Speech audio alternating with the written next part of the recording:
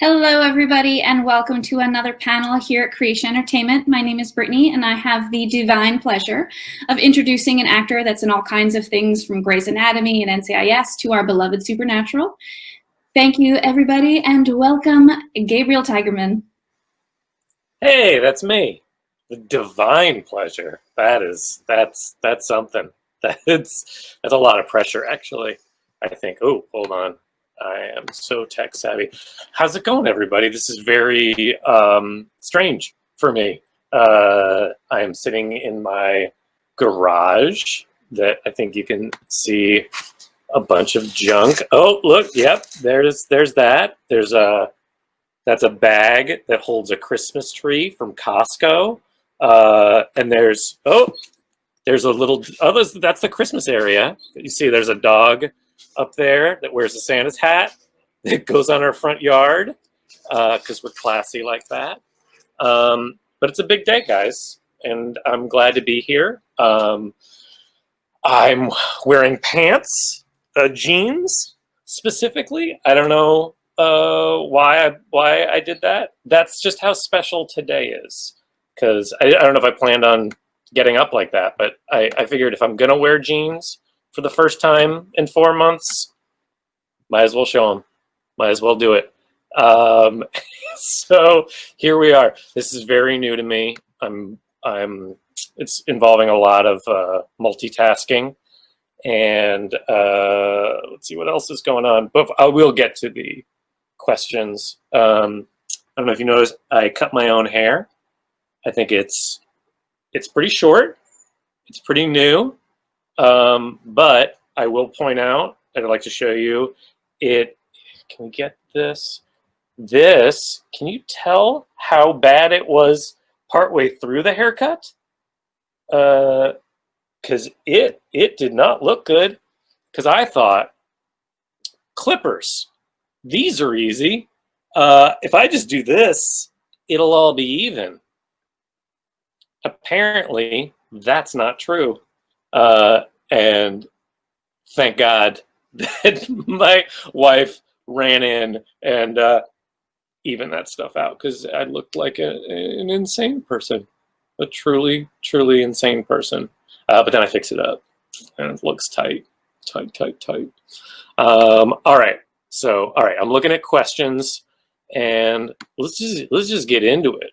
All right, we've all been on quarantine quite some time, and let's mix it up. Oh, by the way, sorry, before I even get into it, sorry, pardon me. I realized I've reached a new section, time period of the quarantine. That time period I will call, let me find the perfect way to show it. This is riveting, right? Watching me look for this. I've entered the drawing birds section of the quarantine, which, if that and my partial haircut is an indication of anything, it's a kind of like shining level of mental degradation that's going down. I drew a mule deer. That's right, a mule deer. Had I heard of mule deers before I drew it? I did not. Let's see, what else did I draw? This is what you came here for, right? Let's see what else. I think there was an owl period. Picasso had a blue period, and that's not an owl, but it is a bird. Ah! This is my owl phase. This is my owl face. All right, let's get to it, okay? All right, I've got a couple things of questions here. I should draw a squirrel and a moose. I did just buy a naturalist guide to sketching, and there's a good squirrel guide. That's my next assignment. Look for Twitter for the update of that. my daughter actually was she's 7. She just turned 7, just graduated first grade. You graduate first grade? I don't know. Sure, you do. And they're doing bird studies, so I decided I was going to get into it as well. All right, let's see. I'm just going to start looking at, you've got all these questions. Okay, let me go. Wow, that is hard to keep up. And look, we're how many minutes in, and I've answered 0 questions. Pretty great. I'm going to go with Brittany's questions here because that's going so fast and exciting. All right. Bagel Cat. That's my new favorite name for a band and alter ego. What's your favorite indulgence over quarantine? Recently, it's sketching, and you know, we've been making the most of it. We moved my mother-in-law in with us pretty quickly, and we've been on lockdown. My wife has a compromised immune system, so we are on very strict lockdown. So I've been, you know, we've been just cleaning a lot of packages and delivery items, and just a lot of games and a lot of binging. All right, favorite thing about Andrew, assuming we mean Andrew Gallagher and not Prince Andrew, because favorite thing about Andrew Gallagher, I think his sincerity and earnestness and innocence are the things that I really was drawn to about him. I remember reading the character description and how much of a stoner he was, and, you know, living in a van by a river or not, either way. And I remember thinking, this isn't me. This is not me. I don't, marijuana and Gabe don't mix well together. They go poorly. I remember going into the audition and like looking at all the other guys that were auditioning and just being like, these people seem high right now, and thinking this is not for me. But what I really did connect with was Andy's sincerity and innocence and earnestness, and just wanting to be good and live a simple, good life, and be a good person. I've done something wrong with my stage. Okay, I'm back. It's good. All right. Okay. What is a fact about doing commercial work that the public doesn't know about? All right, that's a good question. Commercial work, which is, you know, been my bread and butter since I was, gosh, like 22, and I love doing it. It's very strange work. I mean, it's one day you do it, you shoot it, and then you're done. It's not like a TV show which goes on and then and it more than anything will get people walking up to you and just saying something that you said. One of my first commercials was a Burger King campaign, and I had a catchphrase which was the words "I'm spicy," and it really is something when your mail lady yells out "I'm spicy" every time she sees you. It's an odd job, because even more than, I don't know, other television stuff, is because it's, I don't know, commercials are insidious sounds bad, but I mean, just like it gets in there in your consciousness, because you're not always paying attention. And so I'll meet people and people will just be vaguely aware that they know me, and they'll think it's maybe from high school or work or something, and you never know what to say, or you never be like, it's from television, and they're like, no, it's not that, but it's it's a fun job. I think it's one of the few jobs where people will go up to you and say the words cha-ching when they see you, because they assume that every time a commercial airs, you get $1 million. And that is not necessarily the case ever. There's lots of rules and whatnot. Though it used to be, this is an amusing family story, if I do say so myself. When my father-in-law, Bill Fiore, was a character actor and did a billion commercials back in the 60s, 70s, and 80s, which was like the heyday of commercials and stuff, where you made bank doing commercials. And so he one day called my wife, Catherine, and said, can you come over, but don't bring Gabe, which was confusing to Catherine. She would always be like, hey, bring Gabe over. And that's how we'd say it. And she's like, yeah, what is it? And he sat her down. He said, look, we love Gabe, and we want you to know we're here for you guys, whatever it is, but you need to be honest with us.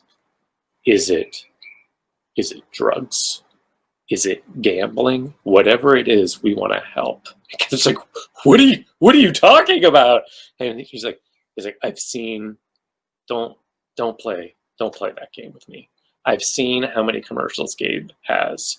He's got 10 commercials this year alone, and you guys have one car that you're sharing, and you don't own your house, and I've done the math. You should have millions of dollars, according to how it worked when he was doing it. And we're like, oh no, that's not how it works anymore.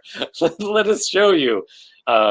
Anyway, that's something fun about commercials, is that if I were alive earlier, I wouldn't be shooting in my garage. I'd be shooting in my double mansion with dedicated Stage-It studios. All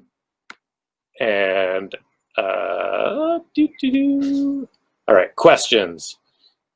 If I could choose to have any superpower, what superpower would you choose? The power to make vaccines a lot quicker. Is that dark? Is that bringing it down? Or is that like topical? I don't know. Can't read the audience because it'll be like 20 seconds later. I'll check. I appreciate the compliments on my garage organization. I do take pride in it. It was insane before this. It was filled to the actual edge of the garage, like an episode of Hoarders /7. And happy birthday, Sarah Lean to Lean. Thank you. Topical. Good. I like that I feel obligated to vamp with sounds. Question: what was it like playing Andrew Gallagher and being one of special children and having powers? It was great having powers. I didn't know how. Oh, hold on. What's happening? Am I getting a text from a friend of mine who's at the stage? That's hilarious. I didn't know how they were going to make the power. I didn't know they were going to do that thing with the voice. It made it sound even cooler when I was doing it. No one told me that. So every time I gave a command, I was like, what should I do? Do I need to do something? So there's a lot of takes where it was like, can I have it? Or all of a sudden you would get really like, I gotta really push this because it's a superpower. But then they didn't choose those because they're smart at their job. Um, let's see. All right. Did I like being the bad guy on Bones? Spoiler alert from an episode of television 4 years ago.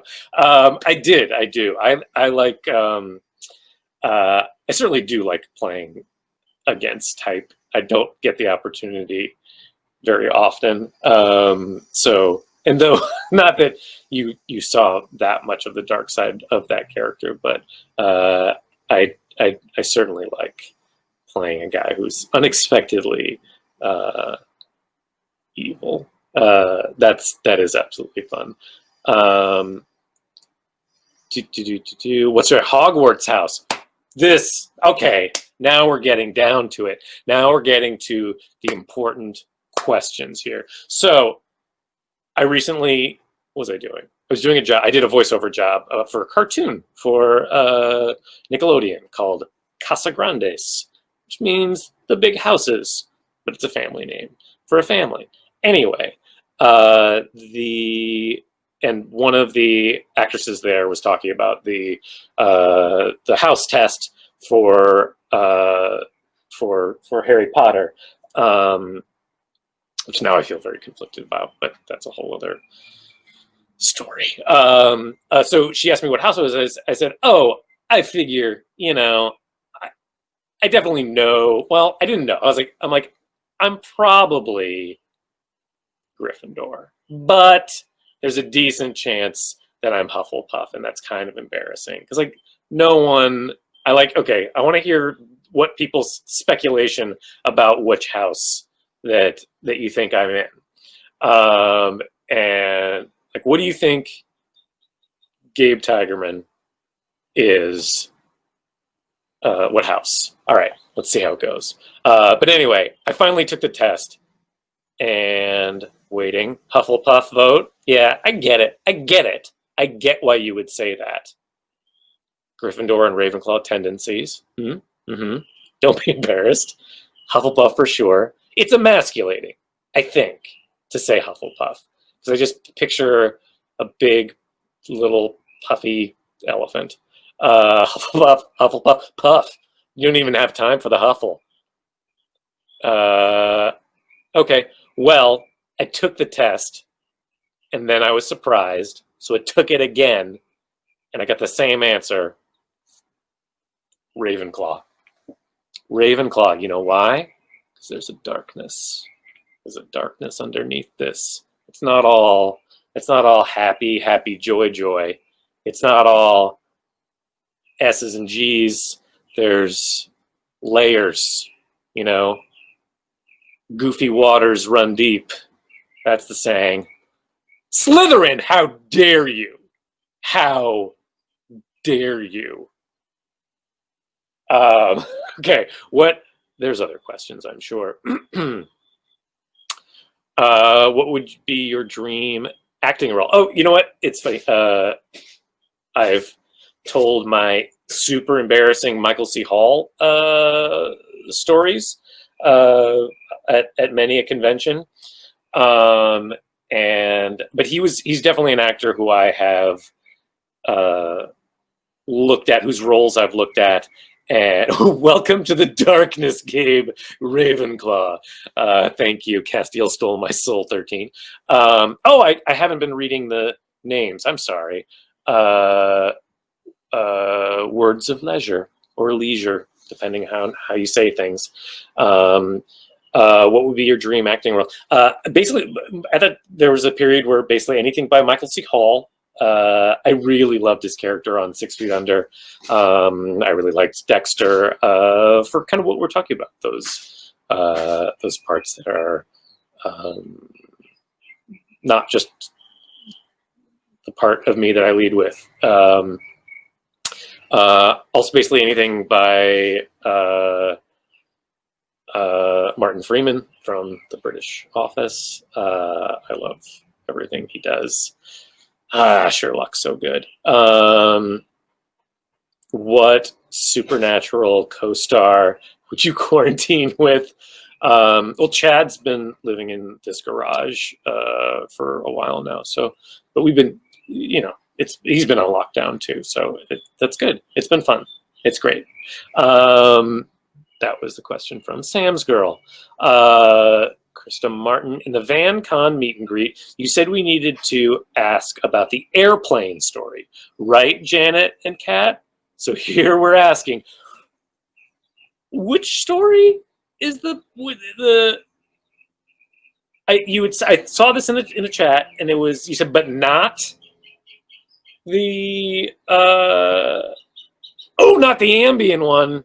Right. There's an Ambien plane story that involves me taking being given a sleep aid by my wife that I thought was Ambien, wasn't, something else called Trazodone, combined it with a beverage, and then took another, and then passed out on the ground. But that's not the story. So the story is about, well, I'll tell you. So, okay, I'm going to tell this one. Like I said earlier in the chat, Gabe and marijuana don't mix well together. It's just not my thing. I tend to the couple times I've had it, I just get very, very self-conscious and in my head, and so I just really don't. It's not for me. And then one day I had to take a red-eye flight because I was shooting an episode of Masters of Sex, and which was a very fun and terrifying part that I had to play. I'm not usually called upon for an actual sex scene, and because usually it's like either it's like, oh, this guy is so sexy, we got to see him taking off his clothes and doing sexy time. That isn't called for me. Or they're like, this guy's ridiculous looking, it would be hilarious to get him naked and having sex. And I've been just kind of like right down the middle, so it hasn't come up, except for the fine people at Masters of Sex who said this guy is our guy. Anyway, so I was shooting. It was like my last day on the show, and I was shooting late, and I had a supernatural convention on the East Coast the next morning, and I didn't want to miss it, and so they had me, yes, doing sexy time is what the kids are calling it these days. I'm pretty sure that's straight fire. So anyway, I had to get on a red-eye flight, but I wanted to get some sleep on a plane, and I can never sleep on the plane. And I didn't want to take a sleep aid, one, because I didn't want to take the wrong one and pass out like I did flying to London. And I also didn't want to take like Ambien because I didn't want to be groggy, because I want to be sharp when I land, because I was going to be landing and going straight to a Q&A with you fine people, and you guys are asking rapid fire questions, and I want to be able to, handle it and bring it, because you guys paid money and you flew out places, and I didn't want to be groggy. All right, so I was at a loss, and then my friend said, "Hey, buddy, I've got a solution for you. Just take some of this. Eat some of this chocolate. It's delightful. And look, on the back, it says that the secret ingredient will only be in your system X amount of hours, and then you'll be clear as a bell, and you can sleep, and it'll be great." And I did not think about the fact of where did he get this special chocolate bar, because he was working for Snoop Dogg, and that's where he got it. And I'm pretty sure that the stuff that Snoop Dogg has is stronger than the stuff built for this body. that is not used to it. So great. So I get to the airplane. I get to the airport. It was late. I was worried I wasn't going to make the flight. I'm like, oh, I will take this a square. I will take a square of this. That's what it says. Got to eat it. And before going through security, even though I think it's probably legal at this point, and ran to, this is running, just in case you were like, oh, I don't know what the word ran means. So I ran to the gate. I just get there just in time. I'm like, oh, thank God. And then it'll kick in right when I got on the plane, and I will be able to just sleep. And then I look, and there's no plane there. And I'm like, oh no, I went to the wrong gate. Nope, I went to the right gate. It's delayed for several hours, and then it hits me. And you've seen these after school specials where they show it from the high person's point of view, and things are blurry, and trails and sounds are happening. I'm like, that's not how weed is, except when you eat Snoop Dogg's chocolate, because shit went down, guys. It was not okay. It was not okay at all. Several things were happening. One, I would lose time. I would just be looking straight forward. I'd blink for a second, and then everyone was in a different location because much time had passed. I would find myself staring at the thing saying when the flight was delayed to, and it kept getting pushed back and pushed back and pushed back. And then I kept being like, oh, I'm just standing in the middle of a room staring, and everyone knows that I'm high, so I'd better do something with my hands, like it's the beginning of Anchorman. Nope, Talladega Nights. I'm like, oh, I should do something with these hands. What do people do with their hands when they're waiting for a flight? Not this. Oh, not that. Haha. And so I came up with that I would, here, this is interactive, not wearing shoes, but imagine shoes. I'll tie my shoes. That's an activity. But I wouldn't actually tie and untie my shoes. I would do this.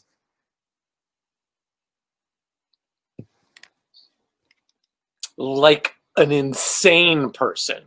A truly insane person. And then all of a sudden, I would have these auditory, oral hallucinations where I would hear sounds out of one ear, and I'm like, oh God. And then I'd turn and it would disappear out of that ear. And then I'd turn back and it would be back. And I had decided, great, I broke my ear head. That's right.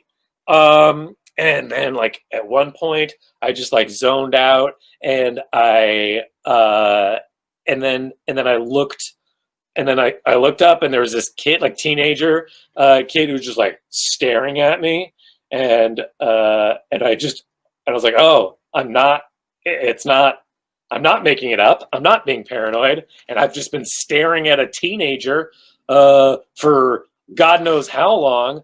Quick, cover. And I did this. That was my move. So cool. Earhead is your, thanks, Krista Martin, the thrash metal band. Yeah. And then they finally announced the flight, and I'm like, oh God, great. Gabe, wrap up this story. And so I get to this flight, and there's a crush of people to get onto the flight, and I'm like, okay, just don't black out. Don't black out, because I kept fucking blacking out. And I'm like, just stay awake, stay conscious, stay conscious. I'm biting my cheek really hard, blood pouring. It's not, that's exaggeration. Everything else so far, 100% accurate. So let's not get crazy, Gabe.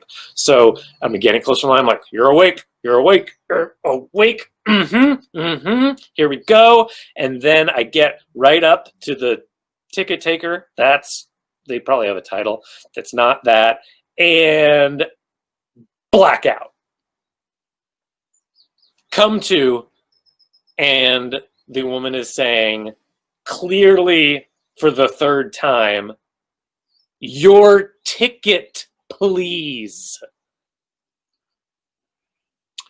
And I had for the first time, whatever year this was, I'd finally like joined the modern times, and put my ticket on my phone. And I wasn't sure how that worked, especially now. And so I just did this and handed it to her and backed away because that seemed like the way that you do it. And she just took it, shook her head, scanned it, and then she says to me something that no one's asked me before when boarding a flight, a quiz question, which was, can you tell me what seat you're in? And that was also a moment where I realized, like, it's not just in your head. You don't look okay. And somehow from the inner recesses of my mind, somehow from my mind palace of my Sherlockian mind palace, I'm able to like slur out 16A. And she's like, and it was right. And she goes, okay. And she goes over to the computer and she writes something down. And I decide she's not writing down, hey, look out for this guy. He's had a little too much of something. I decided she was emailing the police. And this is what she was doing. She was letting me get on the plane and letting me get on the flight that was going to go to the East Coast. And I decided that she was emailing the police in Philadelphia, where my transfer was, layover. And the police would be waiting because they'd received the email, as you do, and they were going to escort me off the plane. So I decided that was what was happening. And then I got onto the plane, and then I decided I was only allowed to sleep because I don't think I was I think I thought I was in the emergency exit row, or maybe I was. And maybe that's why they were asking me what seat I was in. I don't know, in retrospect. But I thought I had to stay awake. No, you can't email the police. Actually, you can, but that's not how anything really works. So I decided, I got to stay awake while they explain this, or else they'll kick me out of this sweet seat with this much more leg room. But I couldn't stay awake, so I decided I'm going to read on this on my iPad, and I lost the ability to talk and read, but I was going to pretend to read, and I wanted it to seem realistic enough that because I figured everyone was watching me, and they'll be timing how long it was taking me to turn the page. So I would count to 60 and then scroll, and then count to 60 and then scroll. And that's basically it. That's the story. I lived, and here I am. I think that's the answer. Krista Martin. Someone asked me what my dream job was. Just rolling right into it, guys, because I just took up so much time with that. We can extend a little longer for other questions, since I just did a million on that one. So wait. Someone asked me my dream job growing up. Sarah, Talene again. Hi. Thank you. I'm glad you enjoyed that story. That was nothing to do with supernatural in any way, except peripherally, that it was about going to a convention. Dream job growing up, every night, wished upon a star that I would become a Major League Baseball player.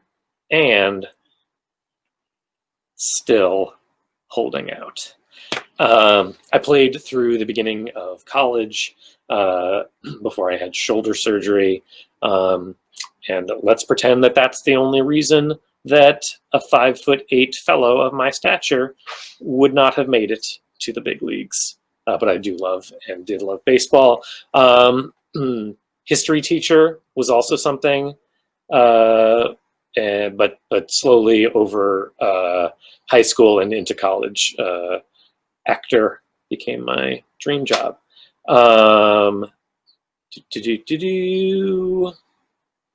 What's happening? What baseball team? I am a Los Angeles Dodgers fan, born and bred. Fudge, Texas. Yes, tangents. Lots of tangents. I thought that was actually a highly focused story when it comes to me. Let's see, words of leisure or leisure. What do you get recognized more for, being on Supernatural or the awesome commercial work you've done? I didn't add the word awesome. That was there. It was in the question, so that's a fact.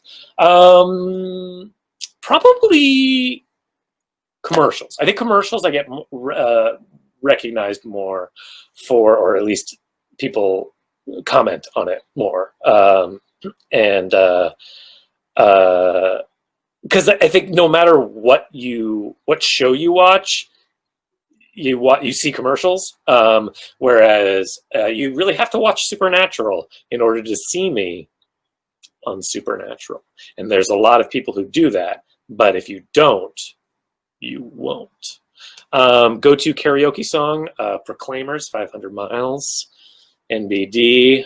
I'm gonna try to get to more of these. Wait, what's because I look too scruffy on Supernatural?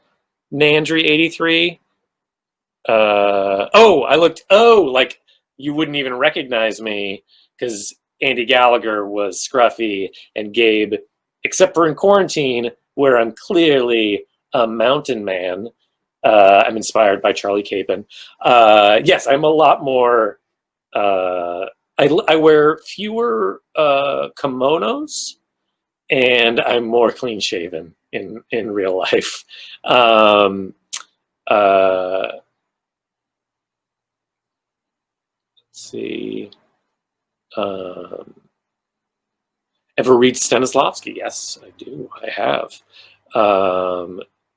I've read lots of books on acting. I was in acting school, acting class for many years. Charlie is everyone's hero. Let's not take it too far. I was in acting class with Charlie, actually.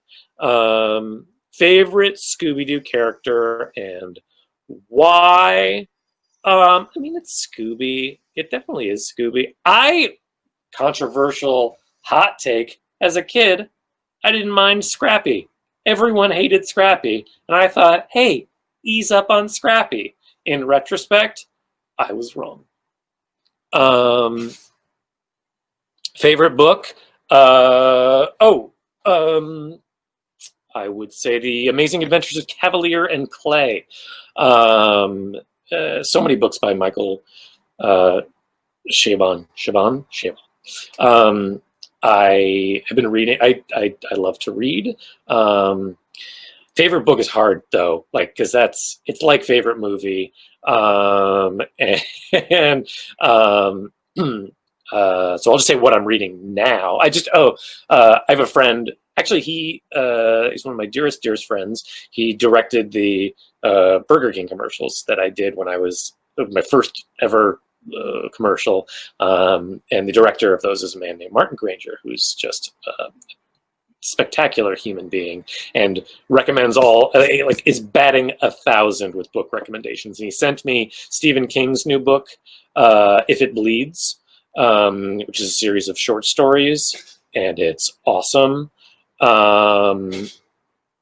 I'm currently reading American Kingpin, which is about the guy who created the Silk Road, which was like a dark web website where you could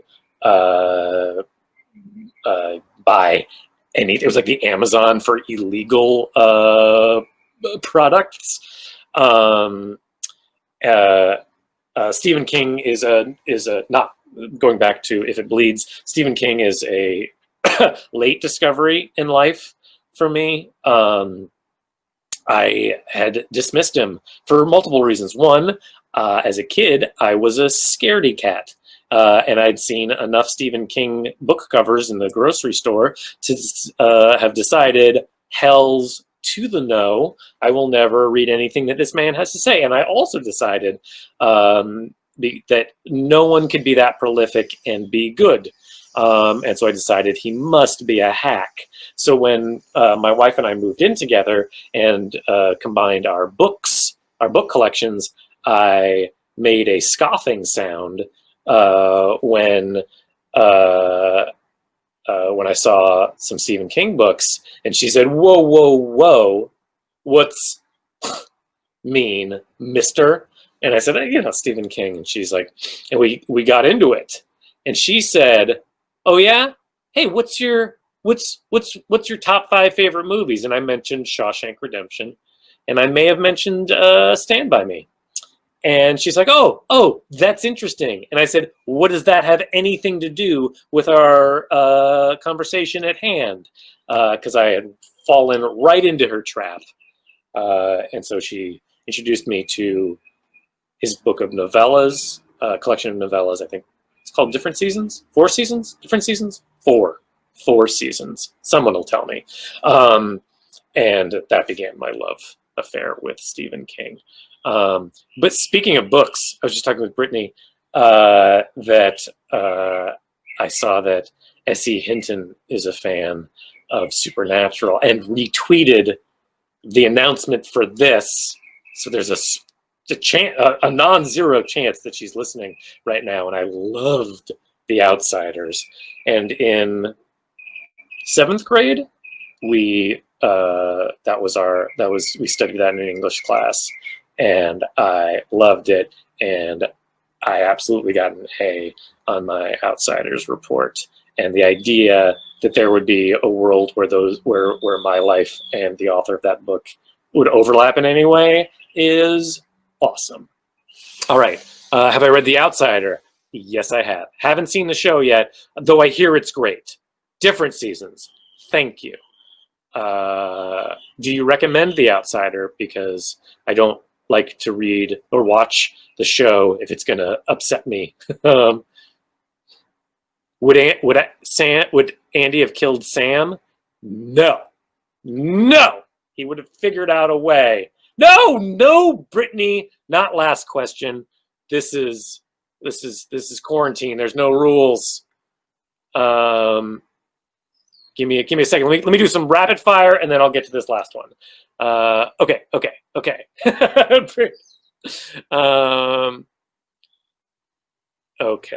Show's amazing. That's good. Hold on. Favorite meal? Steak. Castiel stole my soul. Supernatural will always be forever my favorite. Fantastic. They turned the house into a museum. I did not know that. Outsider's another great movie. Lots of hunks. Castiel stole my soul. 13. S.E. Hinton visits the set. Missed it.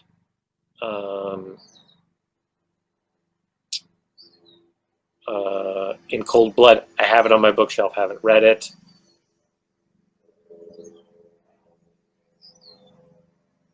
Let's see. Favorite Beatles song? Blackbird. And Top Tipper will close when me ends panel. Don't. It's your chance at 5-minute Zoom. Yes. And Oh, Neil Gaiman. Yes. Love Neil Gaiman. I've read all of the Sandman stuff. Okay. All right. Let's do final question. And oh, am I excited about Cavalier and Clay becoming a TV show? I am, and nervous. I did email my agent saying, any part.